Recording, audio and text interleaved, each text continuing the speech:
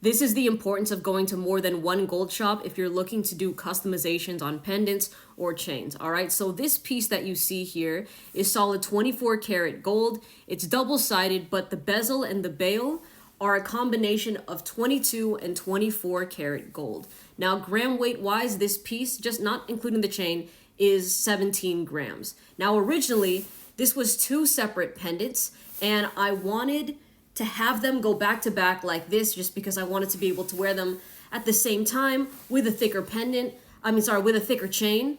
And I had some scrap gold lying around. So I went to an Asian jeweler and they told me it's gonna cost $200 for the labor, but I'm also gonna have to pay an extra $400 because I had to use their 24 karat gold to make the bezel and the bail.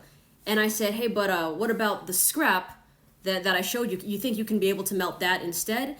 And they're like, no, you would have to pay the $400 for our gold. We're not gonna use that gold, right? So I said, okay, you know what?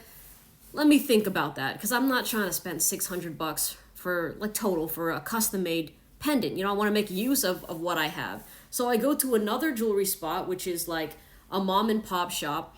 I tell them my situation and they laughed in my face when I told them what happened at the other jewelry spot I went to. They're like, they're charging you for gold. You have gold right there. And they were like, we're going to make your pendant for $200. That's it, right? So they told me it'd be ready like the next Tuesday. So I showed up the next Tuesday, but the pendant wasn't ready yet. So the lady felt really bad and she said, okay, you come back tomorrow, we're taking $20 off of the labor. So you only have to pay $180 for the pendant, right? So I was like, you know what, sure, it's no problem. And I went back the next day and I thought that the piece, I've had the piece custom made like this for a while now. I thought it turned out beautifully, and the jeweler actually, he added more gold to the piece just to have the bezel go thicker. Like if you see it from a side profile, it's definitely not a flat pendant. Like there's definitely thickness to this piece, and it's able to fit on this 4mm chain right here, which is really, really nice. But always look at different options. I know it can kind of be intimidating when you're going into these spots, and a lot of these places say things with such finality that you kind of feel pressured to be like, okay, maybe I will.